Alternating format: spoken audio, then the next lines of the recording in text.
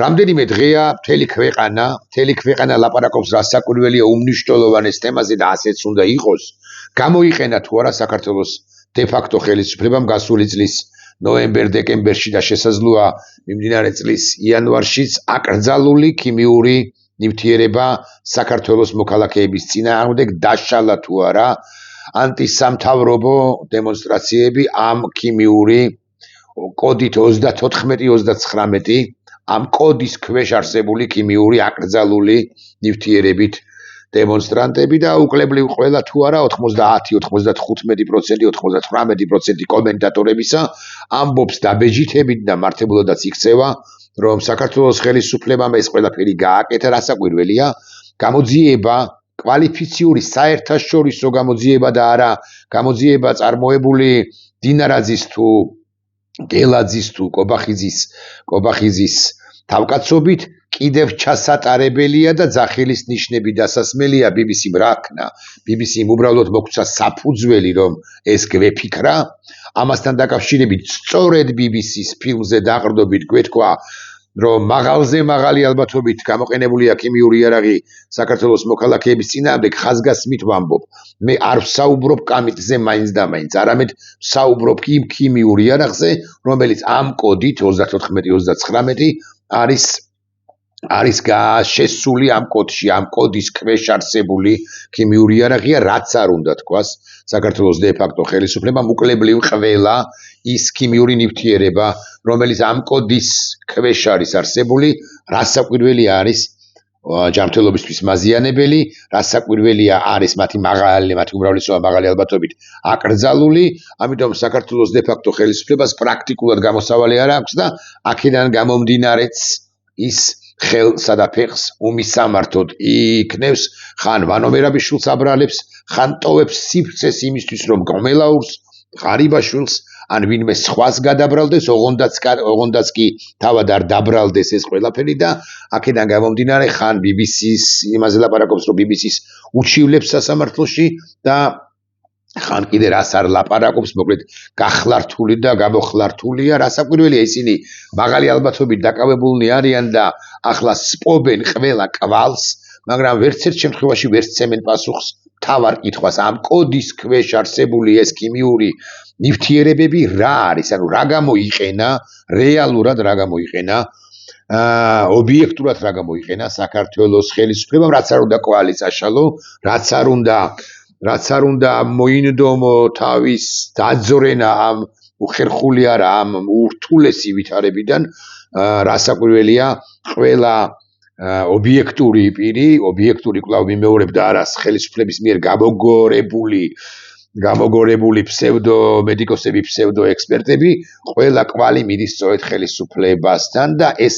ასე უკვალოდ არ ჩაივლის, ინისი შეიწირავს არა მხოლოდ დაბალ ჩინოსნებს, არამედ შეიწირავს მაღალ ჩინოსნებსაც. მე პერსონალურად მგონია, რომ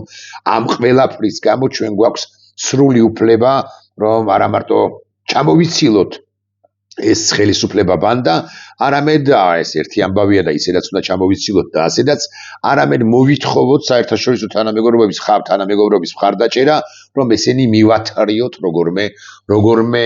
გამოძიების შემდეგ, რასაკვირველია ჰააგის სასამართლო ტრიბუნალამდე და ბიზინა ივანიშვილიდან დაწყებული, არ ვიცი, რიგითი გედედეელით დამთავრებული ვინც ისრო და ან ვინც პასუხისმგებელი იყო, თუ ვნებოთ ასე ვიტყვი, ისინი უნდა გასამართლდნენ საერთაშორისო სასამართლოში. მე პერსონალურად ესე მგონია და არც ერთი სხვა შედეგი, ანუ შედეგუკა მე არ დამაკმაყოფილებს. ხარებას ბრალია, ღარიბაშვილის ბრალია, გომელაურის ბრალია, კობახიძის ბრალია, პაპუაშვილის ბრალია თუ დინარაძის. პერსონალურად ჩემთვის ეს მეორე ხარისხოვანია. კიდევ ვიცით რატომ? აი ხვალზე, მაგალითად მიმდინარე წლის დეკემბრის მიწურულს, მომავალი წლის თებერვალში, მარტში, აპრილში ამგვარი დემონსტრაციები რომ განმეორდეს, რომელებიც ნერვებს უშლის საქართველოს ხელისუფლებად წოდებულ ბანდას და რომელსაც ისინი უწოდებენ სახელმწიფო გადატრიალების მცდელობას, რომც იყოს სახელმწიფო გადატრიალების მცდელობა ქიმიური იარაღის გამოყენებაზე ისინი არც მომავალში არ იტყვიან უარს, ანუ გაიმეორებენ ამ დანაშაულს და პერსონალურად მე მგონია, რომ არც ერთი სახელმწიფო გადატრიალებაც კი, რომელიც რასაკვირველია ძალიან ცუდია და არავინ არ მიესალმება სახელმწიფო გადატრიალებას როგორც ასეც, ეს სახელმწიფო თუ ის სახელმწიფო გადატრიალებაც კი არ არის ისეთი მასშტაბის დანაშაული, როგორიც არის ბრძოლა ქართველი ხალხის, ადამიანის, მოქალაქის ადამიანის წინააღმდეგ, სწორედაც რომ ქიმიური იარაღით ამგვარად იბრძოდა საკუთარი მოქალაქეების წინააღმდეგ რამდენიმე რეჟიმი მსოფლიო მასშტაბით, მათ შორის ხუსეინის რეჟიმი, ხუსეინი უშუალოდ სადამ ხუსეინზე ცხადია საუბარი, ასევე იბრძოდა ასადი 2013, 14, 17, 18 წლებში და კი ამიტომაც არიან ისინი ბრალდადებულნი კაცობრიობის წინაშე ჩადენილი დანაშაულების გამო. ცხადია რომ ყოველი 10 ვიდეობლოგიდან 800 უნდა ეხებოდეს, ყოველი 100 კომენტარიდან თუ სტატუსიდან, საჯარო სტატუსიდან სხვადასხვა პირისა 97-98 ამ თემაზე უნდა იყოს, მეც 8 თუ 9 ვიდეობლოგი ჩავწერე, აბა სხვა რა თემა უნდა ყოფილიყო ამ თემის ალტერნატივა, ბუნებრივია რაომც ყოფილიყო ეს უმთავრესი თემა და სულ მუდმივად უნდა გავამახვილოთ ამაზე ყოველდღიურად და დავსვათ რაც თავარია კითხვები. თავარი კითხვა არის კარგი, არ არის გამოყენებული თქვათ და დავუშვათ და არ არის გამოყენებული კამიტი, მაგრამ რა ნივთიერება არის გამოყენებული. გახსენით, კოდი თქვენ კი არ უნდა გამოიძიოთ საქართველოს დე-ფაქტო ხელისუფლება როგორ გამოიძიებს იმას, რაც მისივე ჩადენილია, როგორ შეიძლება საკუთარი თავი თეორიულად მან დაიდანაშაულოს, ყველაფერს გააკეთებს იმისთვის, რომ თავად პასუხისმგებლობა აიცილოს თავიდან, აქედან გამომდინარე, გამოძიება თუ ვინმე ჩასატარებელია, ეს არის საერთაშორისო კვალიფიციური და რომ ვენდობით, მთელი საზოგადოება რომ ენდობა, ქვეყანა რომ ენდობა, მთელი მსოფლიო რომ ენდობა იმ ტიპის გამოძიება, მათ მიერ გამოძიება ბარემ რომ ვთქვათ ეს ღიად. მაგრამ ეს ყველაფერი ძალიან საინტერესოა სხვა კუთხითაც, ნებისმიერ შემთხვევაში ეს არის, მოდი ესე ვიტყვი, ფართო გაგებით პოლიტიკური საკითხი, დამოუკიდებლად იმისა გამოძიება ჩატარდება თუ არა და იმედი მაქვს რომ ჩატარდება, სოფლიოში უკვე იქმნება თქვენი ნებართვით ასე ვიტყვი და მართებული კონოტაციით ვიტყვი, აღქმა იმასთან დაკავშირებით, რომ ბიძინა ივანიშვილმა პერსონალურად აინაცვლა არა სერგო ორჯონიკიძეთა გუნდიდან, ასადების, ლუკაშენკოთა გუნდიდან აინაცვლა ასადის საფეხბურთო კი არა ტერორისტთა გუნდში. ანუ ლუკაშენკოს ცხადია არ ვიცავთ, სერგო ორჯონიკიძე რასაკვირველია გვეჯავრება როგორც საქართველოს განადგურების ავტორი მე-20 საუკუნის 20-იანი წლების დასაწყისში, რასაკვირველია ჩვენ ვაკრიტიკებთ დღევანდელ თუ გუშინდელ დიქტატორებს ან ცუდმმართველებს ან პირებს, რომლებმაც ამ ქვეყანას ან სოფლიოს უღალატეს ან სულ საქმეებს სჩადიან, ლუკაშენკოს ხსენებაც შეიძლება და მადუროსიც ასე მაგალითად, რომელსაც რასაკვირველია არა თუ არ მივტიით, არამედ ვამბობთ, მე პირადად ვამბობ, რომ რასაკვირველია მადუროს წინააღმდეგ უნდა დაიწყოს ძლავრი ოპერაცია და როგორღაც უნდა მოხდეს მისი ხელისუფლების ჩამოცილება და ვენესუელის როგორც ქვეყნის შეცვლა გარდაქმნა და ალბათ მაინც გარდაუვალი იქნება ეს ყველაფერი, მაგრამ რა მადურო, რის ლუკაშენკა და რა სხვა არა მისასალმებელი, არა პატივსაცემი პირები ბიძინა ივანიშვილმა აკიგითხარით აინაცვლა ასადის საფეხბურთო არა პოლიტიკურ ტერორისტთა გუნდში. ის არ არის ფლად ასადი, მოდი ვიყოთ გულახდილნი, მაგრამ იქ სათადარიგო შემადგენლობაშია მსოფლიო ტერორისტთა შორის. ამიტომ ამაზე უნდა ვილაპარაკოთ, ეს აღქმა უკვე შექმნილია ბიძინა ივანიშვილის გარშემო და აღქმა შექმნილია რა, შეერთებული შტატების ჰელსინკის კომისიამ BBC ჟურნალისტურ გამოძიებას კომისია გამოეხმაურა ფრიად საინტერესო განცხადებით და შეერთებული შტატების მთავრობას ინფორმაციის გადამოწმებისა და პასუხისმგებელ პირებზე სანქციების დაწესებისაკენ მოუწოდა. დიახ, ინფორმაციის გადამოწმებისაკენ, იმიტომ რომ ეს ხელაღებით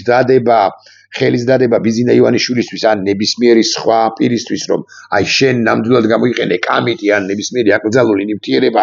ხელაღებით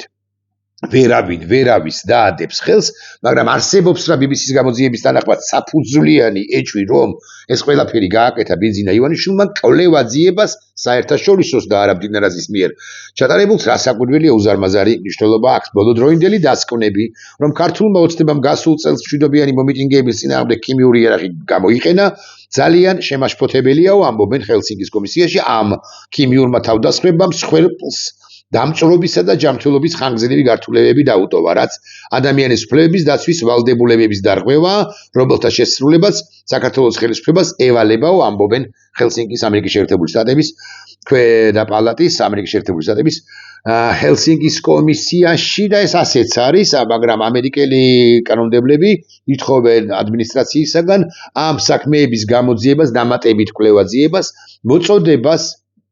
საერთაშორისო საგამოძიებო ჯგუფ ან სპეციფიკური ორგანიზაციებისათვის, რომ ეს ყველაფერი იყოს გამოძიებული,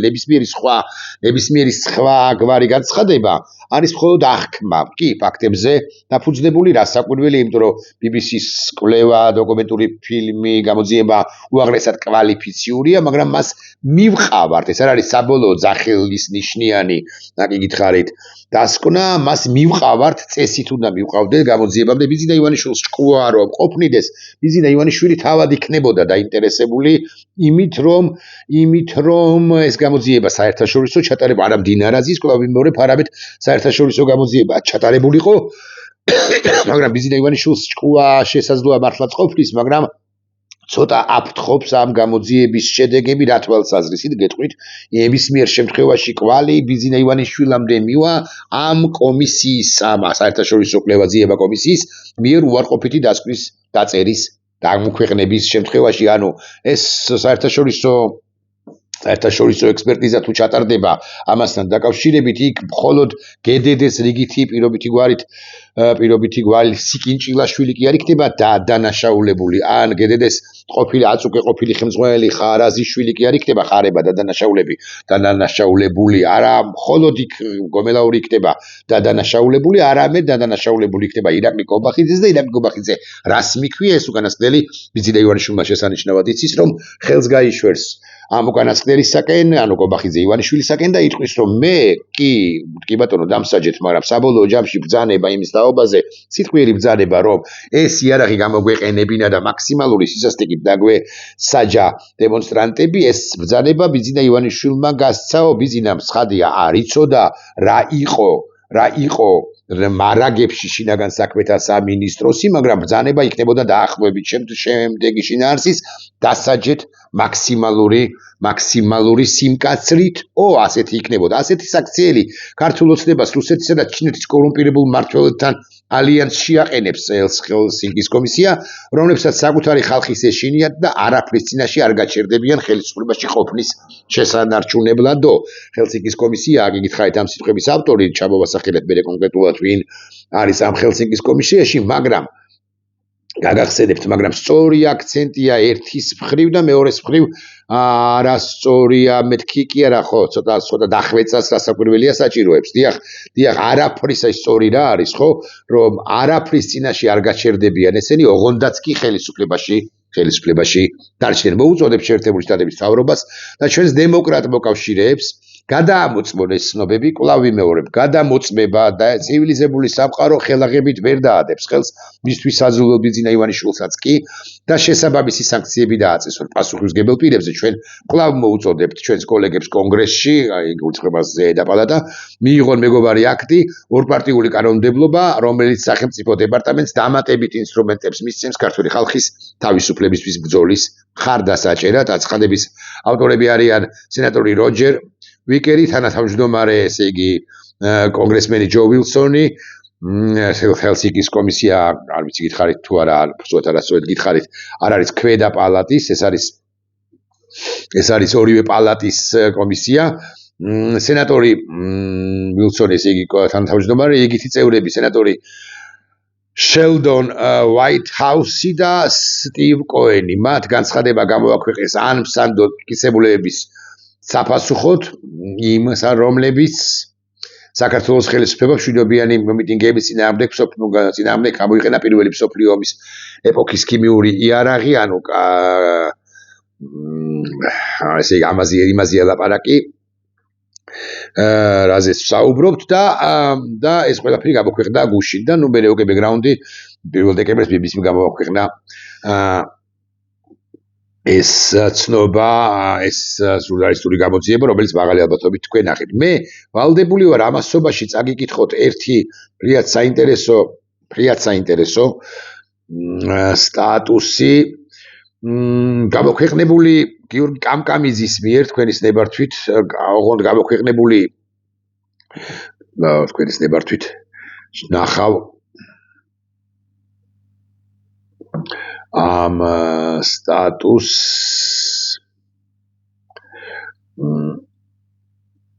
გამოქვეყნებული გაგიკვირდებათ და გასული წლის დეკემბრის 3-ში დაუყოვნებლივ უნდა შეწყდეს დემონსტრანტების წინააღმდეგ ქიმიური იარაღის გამოყენება. წარმოიდგინეთ, ეს პროფესიონალი ექიმი კაცი ერთი წლის წინ, არა ახლა, როდესაც BBC-მ გამოაქვეყნა ეს გამოძიება, არამედ ერთი წლის წინაც კი ეს კაცი ლაპარაკობდა ქიმიურ იარაღზე. ამ დღეებში ლაივში ვხედავთ ძალოვანი სტრუქტურების მიერ საქართველოს მცველების წინააღმდეგ ფაქტიურად ქიმიური იარაღის გამოყენებასო, ბრძანებს ბატონი გიორგი, ქიმიური იარაღის შეკვებების დასაშლელად განკუთვნილ ნივთიერებას აქცევს მათი შერევა წყალთან, რომელიც მაღალი წნევის ნაკადით დამიზნებით მიემართება მშვიდობიანი მიტინგის დაუცველი მონაწილეებისაკენ. ამგვარად წყლის ნაკადი წარმოადგენს ქიმიური ტოქსიკური ნივთიერებების გადამტანს, ხოლო ქიმიური იარაღის განმარტება სხვა რა არის თუ არა ტოქსიკური ნივთიერება პლუს გადამტანი საშუალება ადამიანის მასიური დაზარალებისათვის. ის რომ ლეტალური შედეგი არ დამდგარა, ეს ერთმა დაგვიფარაო, ასე ვიტყვი, მაგრამ რო არ დამდგარა ლეტალური შედეგი არანიშნავს იმას, რომ საქართველოს დე-ფაქტო ხელისუფლებამ გასულ წელს დეკემბრის დასაწყისში არ გამოიყენა სწორედაც ქიმიური იარაღი. ასეთ შემთხვევაში მსგავსი თვითნაკეთი ქიმიური იარაღის გამოყენების შედეგების პროგნოზირება პრაქტიკულად შეუძლებელია და ეს კარგად უნდა მოეხსენებოდეს ჯანდაცვის სამინისტროს, რომელიც პერმანენტულად უნდა აფრთხილებდეს ძალოვან სტრუქტურებს, ღიად ეწინააღმდეგებოდეს ამ კატასტროფულ პრაქტიკას და მუდმივად უნდა აცხადებდეს ამას მასიობრივი საინფორმაციო საშუალებებით, ვინაიდან ადამიანის ჯანმრთელობისთვის ზიანის მიყენების პრევენცია ზუსტად რომ ამ უწყების მოვალეობაა. თუმცა ჯანდაცვის ოფიციალური სტრუქტურებიდან მხოლოდ დაზარალებულთა რაოდენობის სისხლიან სტატისტიკას თუ ვიგებთ. CDC-ის ინსტრუქციებში ხაზგასმით არის ჩაწერილი, რომ მსგავსი ქიმიური აგენტების მიერ ადამიანისთვის მიყენებული ზიანის სიმძიმე დამოკიდებულია იმაზე, თუ რა მეთოდით არის ეს ქიმიური ნივთიერებები გამოყენებული და რა დროის განმავლობაში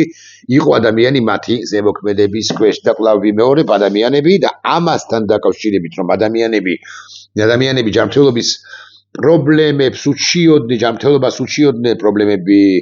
გამოუაშკარავდათ უკვე შემდგომ პერიოდში, ამას ადასტურებს ათობით, ასობით მოქალაქის უკვე დღეს საზოგადოების ფართოფენებისთვის გაცნობილი მათი ჯანმრთელობის მდგომარეობის შესახებ ინფორმაციები. ისინი ზოგი უჩიოდა მაგალითად სახსნების ტკივილს, ზოგი გართულებულ სუნთქვას, ზოგი გულის პრობლემებს, ზოგი ლიმფური ჯირკვლების გაზრდას, ზოგი თირკმლის პრობლემებს, ზოგი ღვიძლის პრობლემებს და ასე შემდეგ და კვლავ ვიმეორებ, თავარი არის საქართველოს ხელისუფლებად წოდებულმა ბანდამ ამ კოდით არსებული ეს ქიმიური ნივთიერება, რომლითაც დაუპირისპირდა დემონსტრანტებს, გააცნოს საზოგადოებას, კი არა საერთაშორისო საზოგადოებას და შესაბამისად აიღოს არა პოლიტიკური, არამედ პოლიტიკური პასუხისმგებლობა ცხადია, არამედ ჩვენ მივათრიოთ ესენი ბიზი და ივანიშვილი, მათ შორის მივათრიოთ ჰააგის სასამართლომდე თუ და ამ შემთხვევაში თქვენის ნებართვით თავისუფლებას არ მივცემ, რომ ზახლის ნიშანი დავსვა ამ წინააღმდების ბოლოს, არამედ წარმოთქვა სწორედაც რომ კავშირი თუ დადასტურდა, რომ ქიმიური იარაღი იყო გამოყენებული. და კიდევ ბევრი რამის თქვა შეიძლება. ხო, ნახეთ, რას ამბობს გიორგი კამკამიძე, ამბობდა სიბრმავე, გააუკომა, თვალის მძიმე პათოლოგია, უეცარი სიკვდილი ხორხისა და ფილტვის ლორწოვარის დამწრობის გამო შეიძლება დადგესო, სუნთქვის უკმარისობა გამოიწვია, რომელმაც ასევე შეიძლება გამოიწვიოს სიკვდილი. ხელნაკეთი ქიმიური იარაღის ზემოქმედება ერთ ადამიანზე შეიძლება არ იყოს მძიმე, მაგრამ იგივე დოზა მეორე ადამიანისთვის შეიძლება სიკვდილის ან დაინვადილების მიზეზი გახდეს. დიახ, ხელისუფლებამ,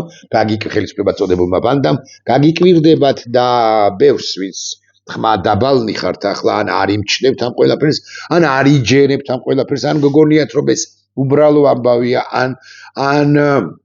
მაინც რატომღაც წინა ხელისუფლებისაკენ იშვერთ ხელს ან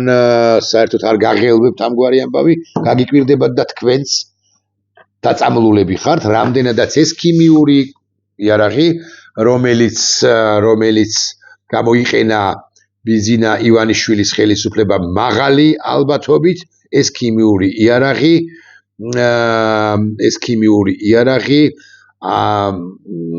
აზიანის დარჩა ნიადაგში, ასე მაგალითად დარჩა ფოთლებზე, მცენარეებზე და ასე შემდეგ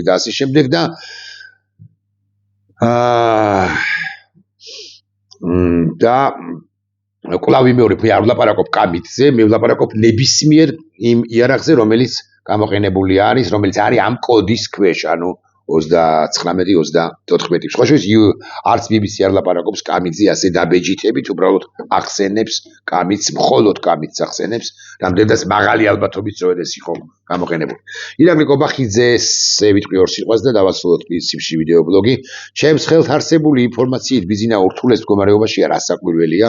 ბიზინას ძალიან აფრთხობს ბრიტანული სანქციები, რომლებიც კარსაა მომდგარი და დაუკაკუნებენ ხვალზეგ.